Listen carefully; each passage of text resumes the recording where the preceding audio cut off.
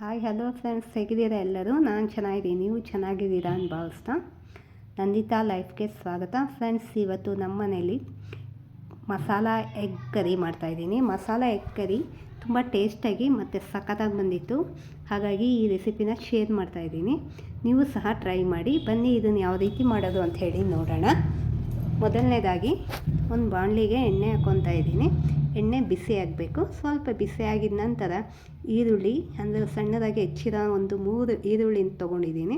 ಆ ಈರುಳ್ಳಿ ಜೊತೆಗೆ ಸ್ವಲ್ಪ ಹಸಿಮೆಣ್ಸಿನ್ಕಾಯಿ, ಒಂದು 4ರಿಂದ 5 ಸೀಳಿರೋ ಹಸಿಮೆಣ್ಸಿನ್ಕಾಯಿನ ಸೇರಿಸ್ಕೊಂಡಿದ್ದೀನಿ.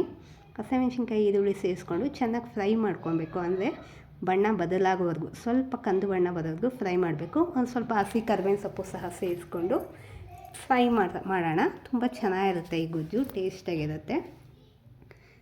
ತುಂಬ ಈಸಿಯಾಗಿ ಮಾಡ್ಕೊಬೋದು, ಬೇಗ ಸಹ ಆಗುತ್ತೆ. ಹಾಗಾಗಿ ಈರುಳ್ಳಿನ ಚೆನ್ನಾಗಿ ಫ್ರೈ ಮಾಡ್ಕೊಬೇಕು. ಫಸ್ಟ್ ನಾವು ಯಾವುದೇ ಒಂದು ರೆಸಿಪಿಗೆ ಈರುಳ್ಳಿ ಫ್ರೈ ಆದಷ್ಟು ಟೇಸ್ಟ್ ಚೆನ್ನಾಗಿ ಕೊಡುತ್ತೆ. ಹಾಗಾಗಿ ಈರುಳ್ಳಿಯನ್ನು ಚೆನ್ನಾಗಿ ಫ್ರೈ ಮಾಡ್ಕೊಬೇಕು. ಆನಂತರ ಅದಕ್ಕೆ ನಾವು ಸ್ವಲ್ಪ ಲೈಟಾಗಿ ಉಪ್ಪಾಕಿ, ಅಂದರೆ ಈರುಳ್ಳಿ ಬೇಗ ಕಲರ್ ಚೇಂಜ್ ಆಗಲಿ ಅಂಥೇಳಿ ಉಪ್ಪಾಕಿ ಫ್ರೈ ಮಾಡ್ಕೊತಾ ಇದ್ದೀನಿ.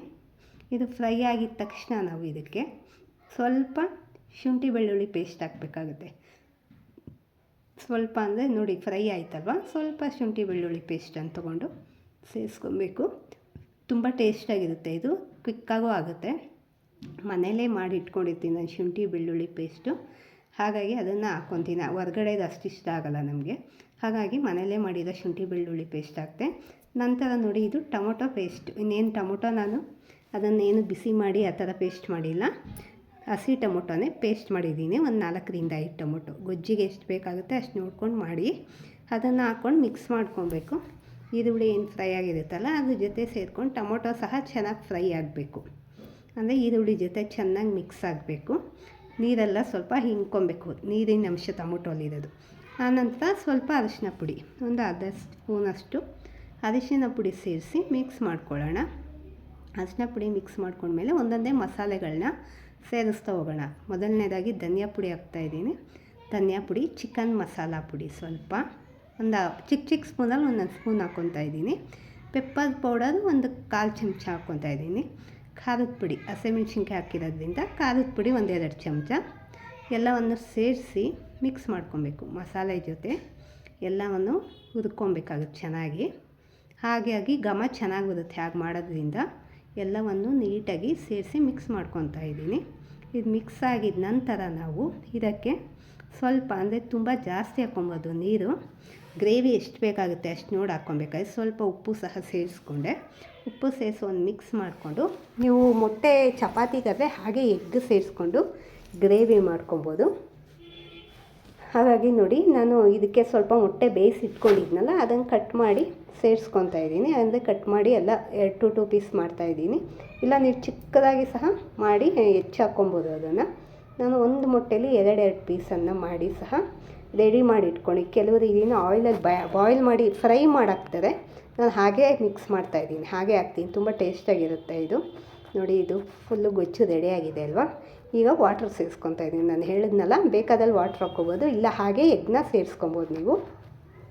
ಅಂದರೆ ಗ್ರೇವಿಗೆ ಬೇಕಂಥೇಳಿ ಸ್ವಲ್ಪ ವಾಟ್ರನ್ನು, ಅದಕ್ಕೆ ಕ್ವಾಂಟಿಟಿ ನೋಡ್ಕೊಂಡು ನಾವು ವಾಟ್ರ್ ಮಿಕ್ಸ್ ಮಾಡ್ಕೊತಾ ಇದ್ದೀನಿ.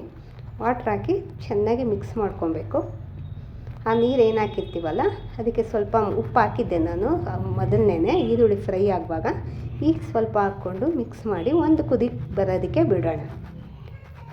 ಈಗ ಒಂದು ಕುದಿ ಬಂದಿದೆ. ತುಂಬ ಹೊತ್ತು ಬೇಡ, ಮಸಾಲ ಎಲ್ಲ ಫ್ರೈ ಆಗಿರೋದ್ರಿಂದ. ನೋಡಿ, ಈಗ ಒಂದು ಕುದಿ ಬಂದಿದೆ. ಇದಕ್ಕೆ ನಾವೀಗ ಏನು ಮೊಟ್ಟೆ ಬೇಯಿಸ್ಕೊಂಡು ಇಟ್ಕೊಂಡಿರ್ತೀವಲ್ಲ ಅದು ಹಾಕ್ಕೊಬೇಕು. ಸ್ವಲ್ಪ ಕೊತ್ತಂಬರಿ ಸೊಪ್ಪನ್ನು ಹಾಕ್ಕೊಂಡು ಸೇರಿಸಿದ್ದೀನಿ. ಅದಕ್ಕೆ ನೋಡಿ, ನಾವು ಕಟ್ ಮಾಡಿರೋ ಮೊಟ್ಟೆನ ಸೇರಿಸ್ಕೊತಾ ಇದ್ದೀನಿ.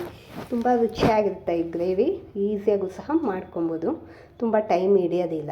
ನೋಡಿ, ಹಾಕ್ಕೊಂಡು ತುಂಬ ಮಿಕ್ಸ್ ಮಾಡಬಾರ್ದು. ಹಾಕಿದ್ಮೇಲೆ, ಮೊಟ್ಟೆ ಹಾಕಿದ್ಮೇಲೆ ಅದ್ರ ಮೇಲೆ ಸ್ವಲ್ಪ ಕೊತ್ತಂಬರಿ ಸೊಪ್ಪನ್ನು ಹಾಕಿ ಅದನ್ನು ಮಿಕ್ಸ್ ಮಾಡಿಲ್ಲ, ಹಾಗೆ ಕುದಿಯೋಕ್ಕೆ ಬಿಡೋಣ. 1 ಸೆಕೆಂಡ್ ಸಾಕು, ಯಾಕಂದರೆ ಎಲ್ಲ ರೆಡಿಯಾಗಿರುತ್ತೆ. ಮೊಟ್ಟೆಗೆ ಮಸಾಲ ಸೇರಲಿ ಅಂಥೇಳಿ 1 ಸೆಕೆಂಡು ಲಿಡ್ಡನ್ನು ಕ್ಲೋಸ್ ಮಾಡಿದ್ದೀವಿ. ನೋಡಿ, ಈಗ ಆಗಿದೆ. ಸೂಪರಾಗೇ ಬಂದಿದೆ. ತುಂಬ ಚೆನ್ನಾಗಿರುತ್ತೆ. ಟೇಸ್ಟು ಸಹ ಸಿಂಪಲಾಗಿ ಆಗಿದೆ. ಸಿಂಪಲಾಗಿ ಮಾಡ್ಬೋದು, ಟೇಸ್ಟಿಯಾಗೂ ಇದೆ. ಬೇಗ ಆಗುತ್ತಲ್ವ. ನೋಡಿ, ಗ್ಯಾಸ್ ಆಫ್ ಆಯಿತು. ಗೀ ರೈಸ್ ರೆಡಿಯಾಗಿತ್ತು. ಅದ್ರ ಜೊತೆಗೆ ನಾನು ಸರ್ವ್ ಮಾಡ್ತಾಯಿದ್ದೀನಿ. ತುಂಬ ಇಷ್ಟಪಟ್ಟು ತಿಂದು ಮಕ್ಕಳು ಎಲ್ಲ. ನಿಮ್ಮ ಮನೇಲಿ ಯಾವ ರೀತಿ ಮಾಡ್ತೀರಾ? ನಮ್ಮ ಮನೇಲಿ ಇದೇ ರೆಸಿಪಿನ ಈ ರೀತಿಯಲ್ಲಿ ಮಾಡಿದ್ದೀವಿ. ನಿಮ್ಗೆ ಇಷ್ಟ ಆದಲ್ಲಿ ಶೇರ್ ಮಾಡಿ, ನನ್ನ ಚಾನಲ್ನ ಸಬ್ಸ್ಕ್ರೈಬ್ ಮಾಡ್ಕೊಳ್ಳೋದನ್ನ ಮರಿಬೇಡಿ. ನೋಡಿ, ಈ ರೀತಿ ಮೊಟ್ಟೆ ಮಸಾಲ ಎಗ್ ಕರಿ ಮಾಡಿದ್ದೀವಿ. Thank you friends.